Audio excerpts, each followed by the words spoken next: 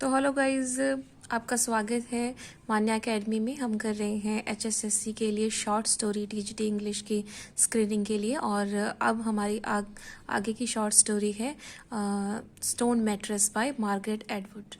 ठीक है, तो मार्गरेट एटवुड जो है अफ्रीकन राइटर हैं और इनको बुकर प्राइज़ भी मिला हुआ है। तो आप इनके बारे में बाकी नोवेल जो इनके वर्क्स हैं वो आप कर लीजिएगा। और यहाँ पर हम शॉर्ट स्टोरी की बात कर रहे हैं, तो जो मोस्ट इम्पॉर्टेंट शॉर्ट स्टोरी है ना, सिर्फ हम उसे ही करेंगे। और ताकि मतलब ये 4 करके 4 करके हम स्टोरी करेंगे, कभी ज़्यादा कर लेंगे। तो जब तक हमारा एग्ज़ाम आएगा काफ़ी अच्छी हमारे पास शॉर्ट स्टोरीज़ की कलेक्शन हो जाएगी।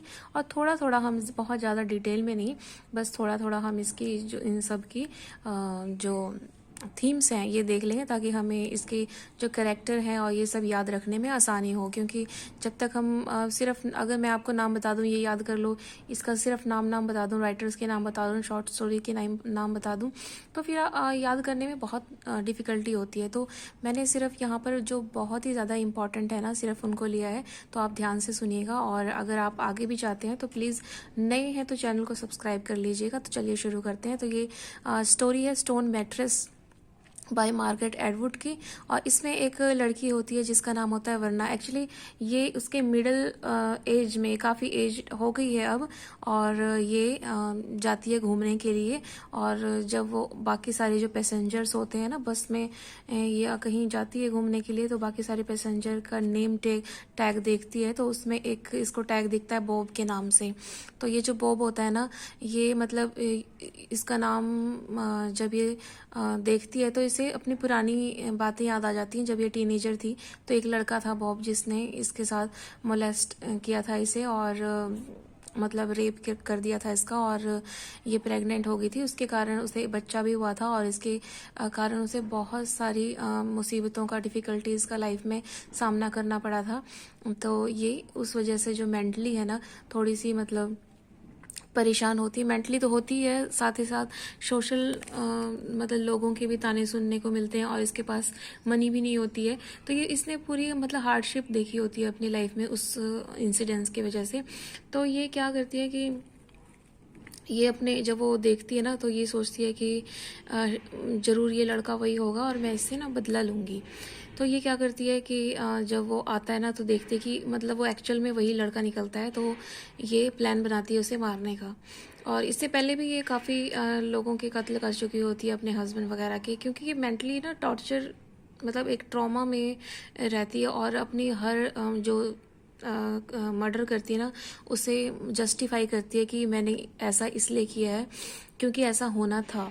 ठीक है ना। तो मतलब आगे ये क्या करती है ना, एक ये बीच के किनारे बैठा होता है, तो एक पत्थर लेती है और उसके सिर पे मारती है और वो मर जाता है। तो वो जो पत्थर है ना, स्ट्रोमेट्रोलिस स्ट्रोमेट्रोलाइट्स पत्थर का नाम है ये एक्चुअली जो ये स्टोन है ना, ये मेटाफर के तौर पे यूज़ किया है कि ये जो स्ट्रोमेट्रोलाइट्स पत्थर होता है ना, ये बहुत ही हार्ड होता है। इतना हार्ड होता है कि किसी को भी आराम से अगर मारे ना तो मर जाए बंदा। और इसकी जो फॉर्मेशन होती है ना, आप जो है ना ईवीएस की प्रिपरेशन कर रहे हैं, और ईवीएस की प्रिपरेशन में आपने देखा होगा कि जो ये क्या कहते हैं, हाँ, ये जो पत्थर होता है ना, काफ़ी साल मतलब मिलियंस ऑफ ईयर के बाद ये फॉर्मेशन इसकी होती है। जो टेम्परेचर है, जो प्रेशर है इसके ऊपर पड़ता है, इसके कारण ये हार्ड हो जाता है। तो मेटाफर क्या है कि जो लोगों की जो सीन्स है ना, ये इसको दिखाता है कि लोगों के सीन है जो उन्होंने इंटेंशनली किए हैं या अनइंटेंशनली किए हैं या नोइंगली अननोइंगली किए हैं, वो सब जो सीन है ना परत दर परत उनकी पड़ती जाती है।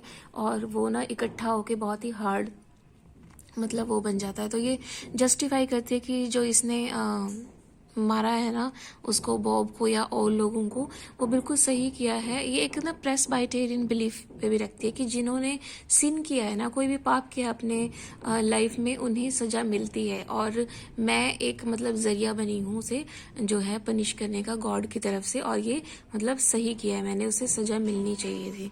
तो ये तो थी स्टोरी। ठीक, तो अगली हम देख लेते हैं।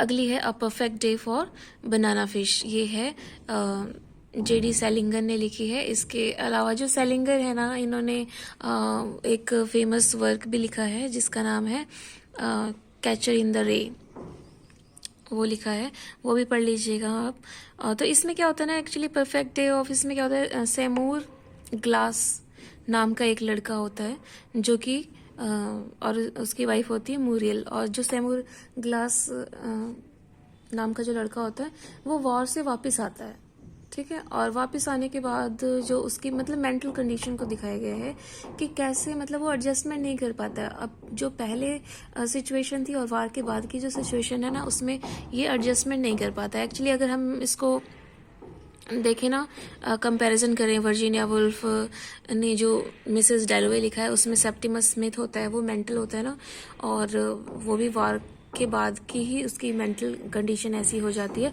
तो सेम इसकी मेंटल कंडीशन भी ऐसी हो जाती है, ये बिल्कुल भी एडजस्टमेंट नहीं कर पाता। उसकी वाइफ होती है लुक्रीजिया, सेप्टिमस स्मिथ की, मिसेस डैलोवे में। वो मतलब चाहती है उसको, मतलब वो कंसोल करना, उसको एडजस्टमेंट उसके साथ करना, और मतलब वो चाहती है कि मैं कैसे इसकी हेल्प कर सकूं, इसके दर्द को कम कर सकूं, पर वो चाह कर भी कुछ नहीं कर पाती है। उसी तरह से इसका भी होता है।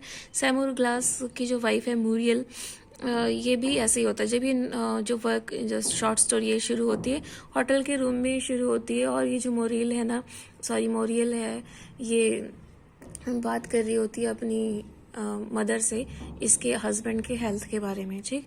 और ये जो क्या कहते हैं, ये मतलब दो इसके जो मेन स्टोरी है ना, ये होटल रूम में और बीच पे होती है।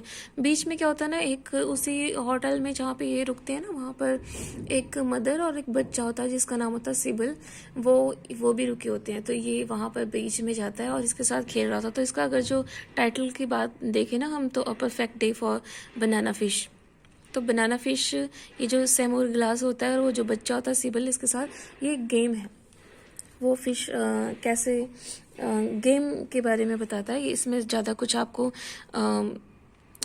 करने की ज़रूरत नहीं है, बस इतना ध्यान रखना कि ये जो है ना आफ्टर वार की जो सिचुएशन है वो दिखाता है ये वाला नोवेल। तो नेक्स्ट हमारी शॉर्ट स्टोरी है very old man with enormous wings. इसका जो सब टाइटल है टेल फॉर चिल्ड्रन है। ये लिखा है गैब्रियल गार्सिया मार्क्वेज ने। और ये जो गैब्रियल गार्सिया मार्क्वेज है ना, ये बहुत ही इंपॉर्टेंट है। आप गूगल पे इसके और वर्क को सर्च कर लेना।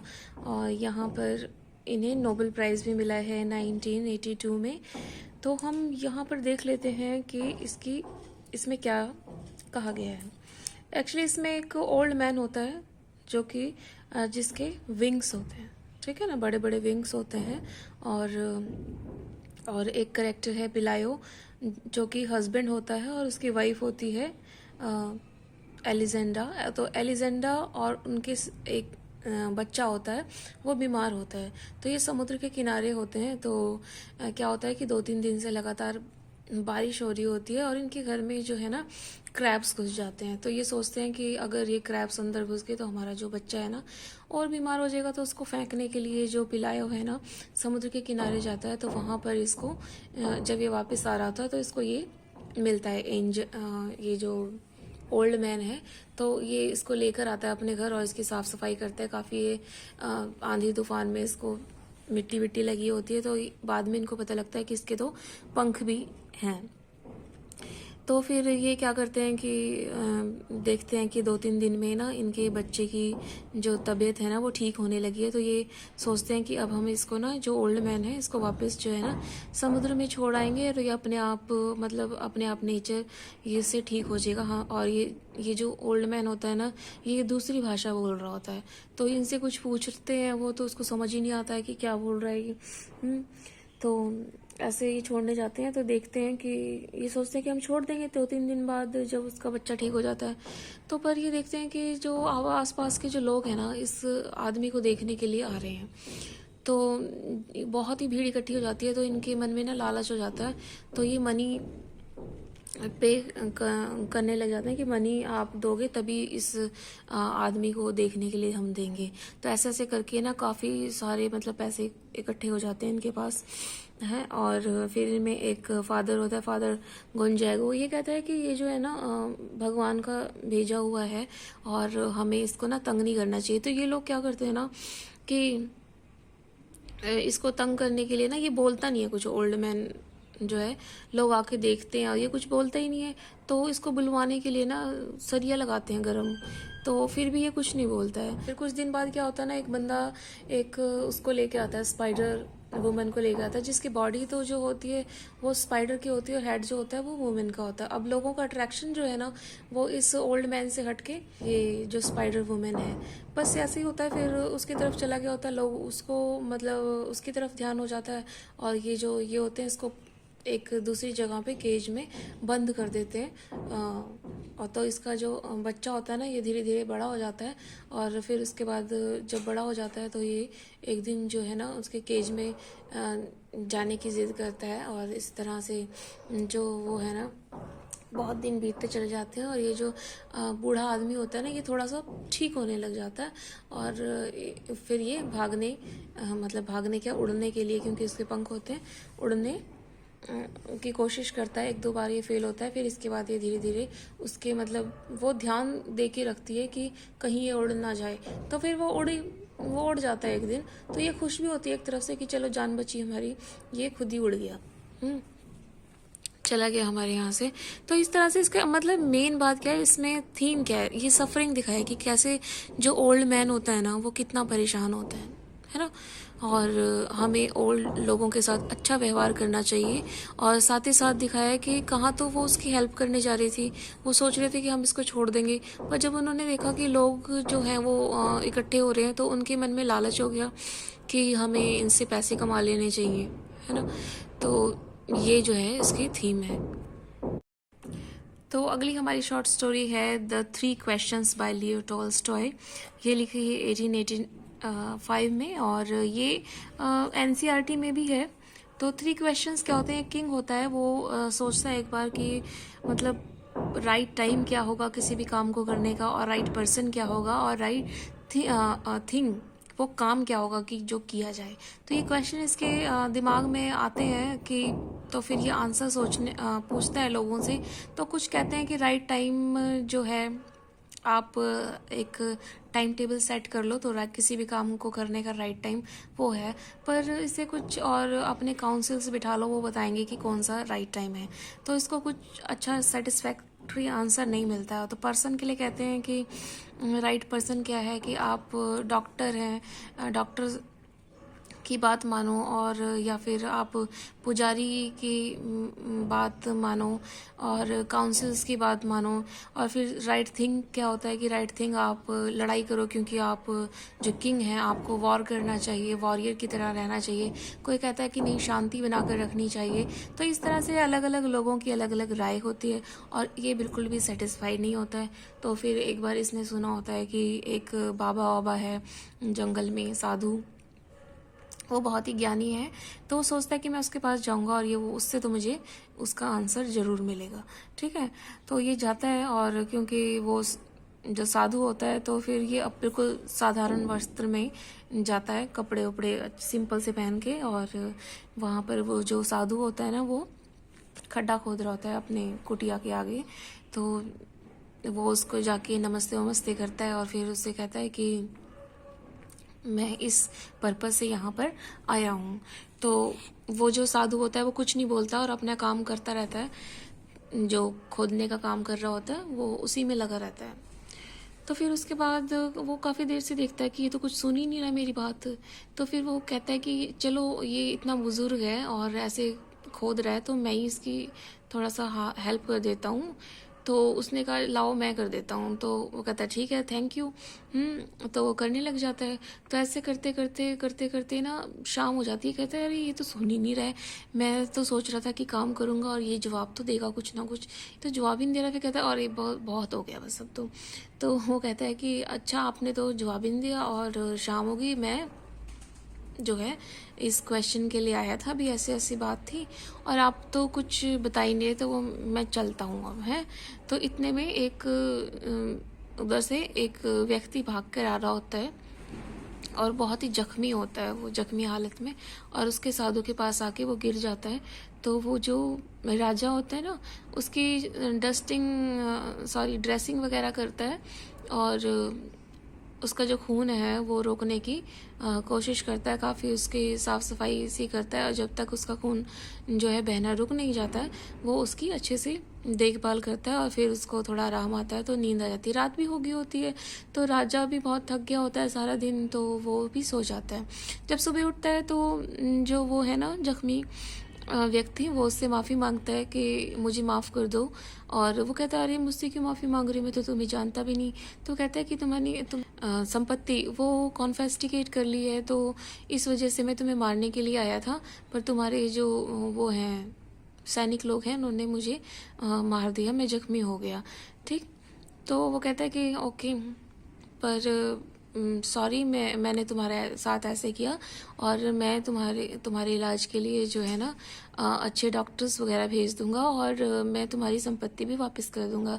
तो फिर उन दोनों में जो है वो सुलह हो जाती है, और वो मिल के रहने लग जाते हैं। तो फिर वो चला जाता है, वो जो जख्मी इंसान होता है। तो फिर वो राजा तो कहता है उससे, साधु से, कि अच्छा मैं भी चलता हूँ अब, पर चलने से पहले मैं ना प्लीज़ मेरे क्वेश्चन का जवाब तो दे दो कम से कम।